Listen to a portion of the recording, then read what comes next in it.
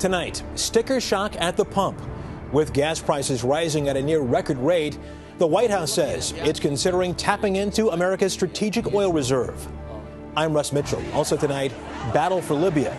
Rebel forces trying to push toward the capital are encountering intense attacks from Qaddafi's soldiers and have abandoned some territory. Second Sight, the state-of-the-art device that's restoring vision to people blinded by retinal disease. And house recycling, the tear-down alternative that offers low-income families a chance to own a home.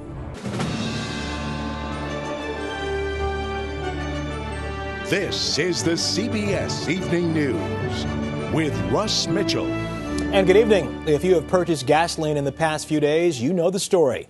The price has gone up, keeps going up, and shows no signs of stopping. Since the turmoil in Libya broke out in mid-February, the price of crude oil has jumped roughly 20% to more than $104 a barrel, pushing up prices at the pump as well. Today, the White House said it may step in to help. Cheryl Atkinson in Washington has the latest.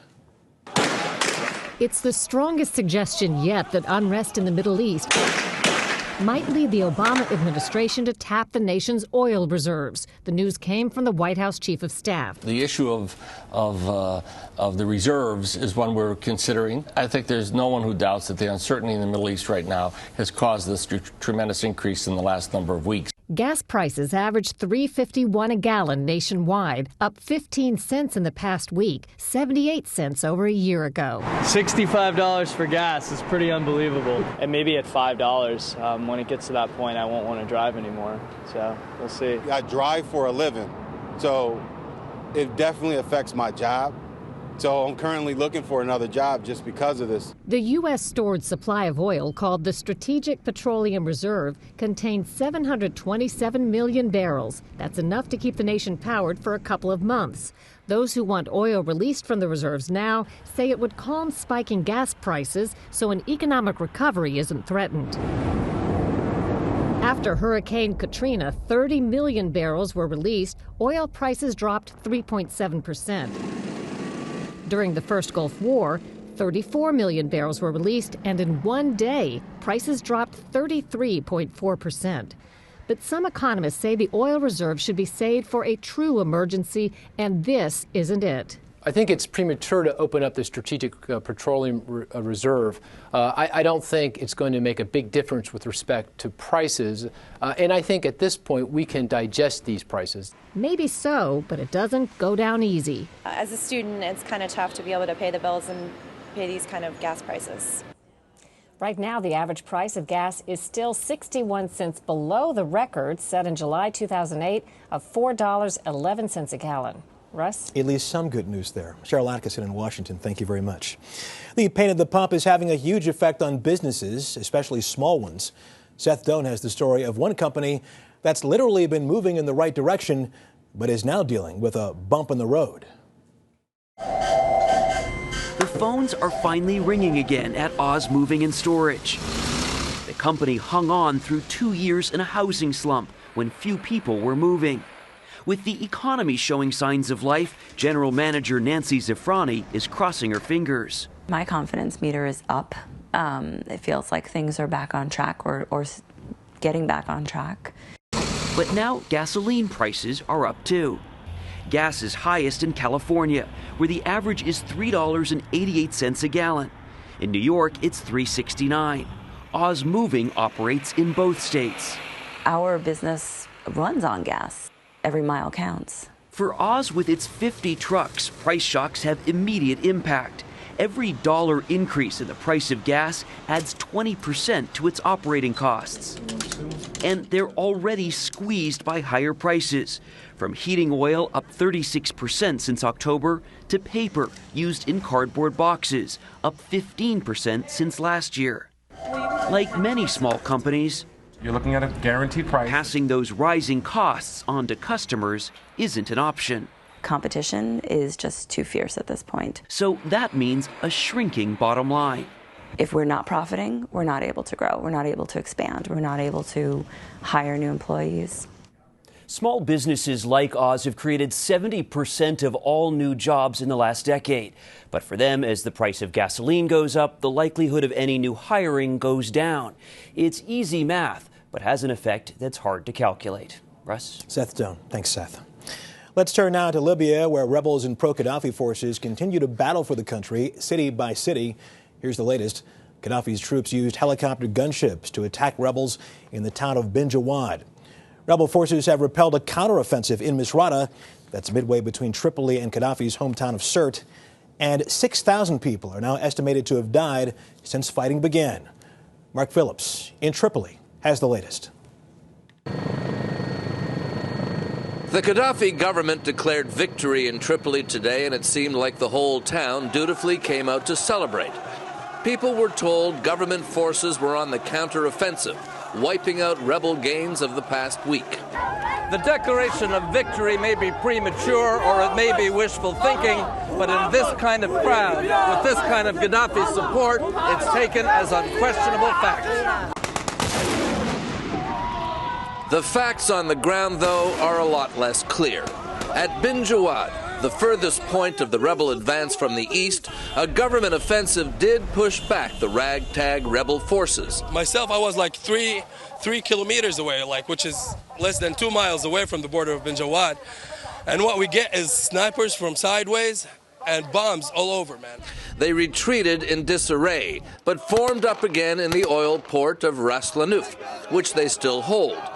In other towns, Misrata, Zawiya, closer to Tripoli, forces loyal to Qaddafi used tanks, artillery, and warplanes to attack rebel positions.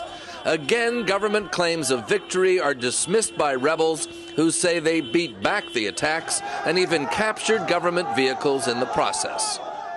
There's a propaganda battle being fought here as well, and it starts young. The Qaddafi regime must appear to be victorious and in control, or it starts to look vulnerable.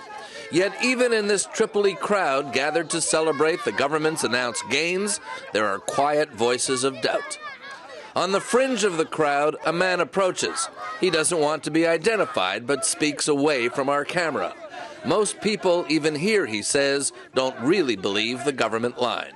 What chance do you give this rebellion? 99%. 99%?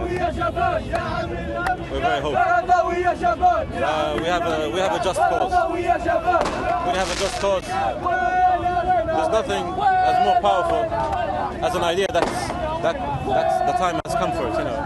And you think the time has come for this? Yes. It's time for the people. As Muammar Qaddafi made a surprise appearance at Green Square this evening, the Libyans were offering a new reason as to why they've been unable to dislodge the rebels from the towns they hold. They say those rebels, who they call terrorist gangs, have been using the local populations as human shields. The reality is, though, a stalemate where the rebel forces have been unable to push forward further and the pro-Qaddafi forces have been unable to push them back. Russ? Mark, there's also this story tonight about British special forces being captured in East Libya. What can you tell us about that? Well, what's interesting is that those forces appear to have been escorting a British diplomat who was trying to establish ties with the rebel council in Benghazi. The more this goes on, the longer the council stays in Benghazi, the more it's acting, in fact, like a government in waiting in the territory it controls. Mark Phillips in Tripoli. Thank you. In this country, the National Weather Service has issued a flood watch through Monday morning for much of the Northeast. It is all part of a severe storm system that has already dumped a lot of rain on a big part of the country and delivered that deadly tornado that ripped through Rain, Louisiana. Marissa Kirby of our Lafayette affiliate, KLFY, is there. Marissa, good evening. Good evening, Russ. Well, as you can see behind me, the tornado that ripped through town yesterday left some extensive damage. The EF2 tornado, which packed 120-mile-per-hour winds, tore through the small town of Rain, Louisiana. It's the first time a tornado's hit here in a very long time. Twister's trail of destruction was 5 miles long and as wide as 3 football fields. It injured at least 12 and killed 1 person. 21-year-old Jaleesa Granger died trying to shield her young son when a tree crashed into her home. Granger's father, Jude Granger, debilitated by a stroke, was in the house when the tornado struck. I can't forget that, man. I can't forget it. It's hard. 150 houses were destroyed or damaged, and natural gas leaks left 1,500 people unable to return to their homes. Louisiana Governor Bobby Jindal, who saw the damage firsthand, declared a state of emergency. I want to start by recognizing the resilience, the generosity, the endurance of the people of Rain. These are a strong people. We're going to rebuild back better and stronger than we were before. Now, Governor Bobby Jindal is sending crews out tonight to assess the damaged area and determine when the displaced residents can go back home. Russ? Marissa Kirby of our Lafayette affiliate KLFY joining us tonight from Rain, Louisiana. Thank you. The Coast Guard today rescued 2 people from an oil production platform that caught fire in the Gulf of Mexico, roughly 50 miles off of Grand Isle, Louisiana. The fire has been extinguished and its cause is under investigation. Oil production was shut down 2 weeks ago. And still ahead on tonight's CBS Evening News, the internet box that evades government scrutiny if you have the know-how. As we have seen across the Middle East, the internet is a powerful weapon that can unite people and spark a revolt. That's why Libya, like Egypt earlier this year, pulled the plug on the internet 3 days ago. But a new device might someday allow users to get around that. Here's Daniel Seberg. A longtime pioneer for an open internet, Eben Moglen champions the idea of the Freedom Box. They are inexpensive, compact, low-power machines like this that can do everything a much larger server computer can do. It starts with a device made by Global Scale Technologies in California, which sells for $100. Think of it as a blank canvas. The company says it can be used for many tasks, like controlling the lights in your house. But combined with Moglen's software initiative, it would become a Freedom Box, designed to circumvent government censorship. If you have one and your friend Susie has one, then you and Susie can have sharing of your lives, like with Facebook and Twitter, except in security, using encryption. Even though it doesn't look like a computer, it can act like one. Instead of a mouse or a keyboard, you'd use a smartphone or a tablet like an iPad to run it. The device plugs into a power outlet and communicates through regular internet access, or if that gets shut off, through a wireless connection. How would this be used, let's say, in a country like Libya? They have no internet because the government has cut their ability to communicate, and cell phone systems are either shut down or jammed. Boxes like these in people's houses could make a mesh that is just the boxes communicating by wireless between themselves. Maybe that's possible. That's very ambitious. Peter Eckersley's Electronic Frontier Foundation supports online freedoms, but he worries the Freedom Box requires too much computer know-how for most people. No question that it's going to be a daunting project to complete. It's going to take a lot of software that has to be written and has to fit together really well. Moglen's project is still in the very early stages. Still, he sees a day when millions of Freedom Boxes will be used around the world, a modern-day equivalent of 2 tin cans and some string. We want to put it in all the places where people might need it in order to stay free in the net. If that's revolution, then we're doing it. If he's right, this seemingly innocuous little box might someday support revolutions like the ones we're seeing throughout the Middle East. Daniel Seberg, CBS News, New York. A follow-up now to the CBS News investigation into the U.S. program known as Fast and Furious, which ordered ATF agents to stand aside while guns were smuggled from the U.S. to Mexico. Surveillance video obtained by CBS News shows suspected smugglers loading boxes of weapons at a Phoenix gun shop for shipment to Mexico. The Mexican government is said to have been kept in the dark about the program and is now requesting details from the U.S. Just ahead on tonight's CBS Evening News, it's not a bionic eye, but it is a big breakthrough for the blind.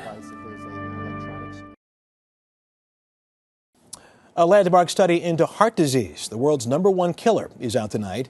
Scientists have discovered 13 new genes that play a role in causing heart attacks. Only 3 affect known risks, such as blood pressure or cholesterol. The other 10 are a mystery. The study, involving more than 140,000 people, is the largest of its kind. Now to a major advance for the blind. For the first time, a device that gives the sightless a second chance to see has been approved in Europe, and the FDA may do the same here soon. Details from a medical correspondent, Dr. John LaPook. Barbara Campbell lost her sight 20 years ago from retinal disease. But now her world is a lot brighter than it used to be. Under my lower lid, there's a little wire. That's because 2 years ago, she was one of the first patients to get an artificial retina. My goal was to see colors and go to the Grand Canyon. With this device, Barbara does not see through her eyes. A small camera is mounted on these glasses, and the images are converted to impulses that are sent to a transmitter on the side of the glasses. The transmitter beams the impulses to 60 electrodes that have been surgically implanted at the back of the eye. These electrodes bypass the damaged retinal cells and directly stimulate nerve cells connected to the visual center of the brain. She now sees a very crude image that has 60 points of light, compared to the millions in someone with healthy vision. So it's not what you and I see, but it might be what you and I might see, for example, in a figure that's out of focus, or somebody that's moving in a dark and a clouded room where you can tell it's a human being, but you're not going to see the facial features. But Barbara is grateful for even blurry images of simple things she thought she would never see again. Seeing the lights on in my house and the light in the refrigerator, I hadn't seen that in years, and lights in the hallway, and the entranceway to my building, all that stuff. It was very exciting. More people may have access to the device soon. Later this year, the FDA will consider approval in the U.S. But at $100,000, the cost of even limited sight will not be cheap. Dr. John LaPook, CBS News, New York. A Michigan high school will honor its star basketball player by participating in tomorrow's state championship. Today, the team attended a memorial for 16-year-old Wes Leonard. Last Thursday, he hit the winning shot to preserve the Fenville Blackhawks' perfect season. Then he collapsed and died from an undiagnosed heart ailment. Coming up on tonight's CBS Evening News, this old house on the move to a new family that needs it.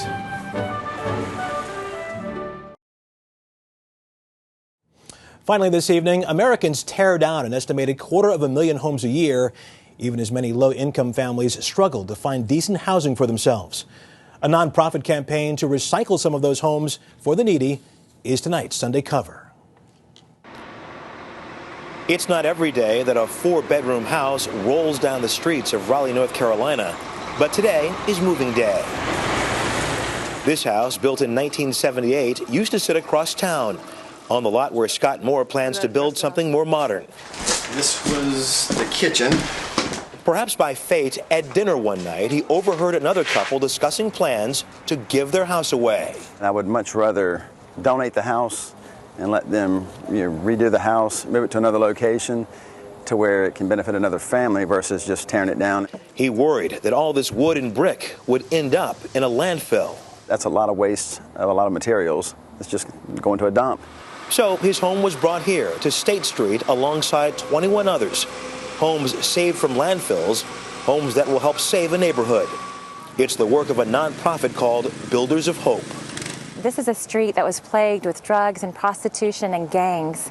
And in order to go in and truly revitalize a community, you need to have a big stake and create an enclave. She says it's a win-win. Scott saves on the cost of demolition and gets a huge tax break. Builders of Hope moves the home and makes it affordable for a low-income family. When that day came that I got the key for this house, I was just so blessed. Before Lisa Covington moved into State Street Village a year ago, she lived in public housing, like her mother and grandmother before her. Raleigh's average home price is $177,000. Her house cost $135,000. And the city grant made it even more affordable.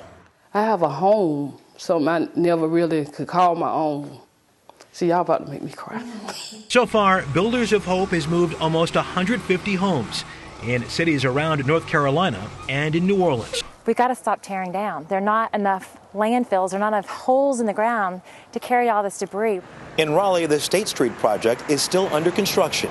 Workers are painting houses, making them more energy efficient, and putting up siding to make them feel like they're all part of the same community. It's a community Lisa Covington never thought she'd be able to join. I feel so much better saying I'm paying a mortgage than when I say I got to go pay my rent. Among the other cities talking to Builders of Hope about saving old homes is Detroit, which plans to tear down 3,000 houses per year for the next 3 years. And that is the CBS Evening News. I'm Russ Mitchell in New York. Katie Couric will be here tomorrow. Good night.